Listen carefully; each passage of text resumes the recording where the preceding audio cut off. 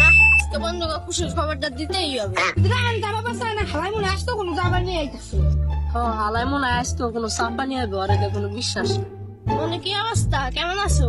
দেখ অবস্থা ভালো আছে, তুই যদি আরে চাপা মারোস তাহলে কিন্তু তোর অবস্থা খারাপ হয়ে যাবে। বন্ধু আজকে কোনো চাপা না বন্ধু, আজকে তো কোনো এটা দুঃখের সংবাদ আছে, এটা সুখের সংবাদ আছে। কোনটা আগে শুনবেই তো রাখো।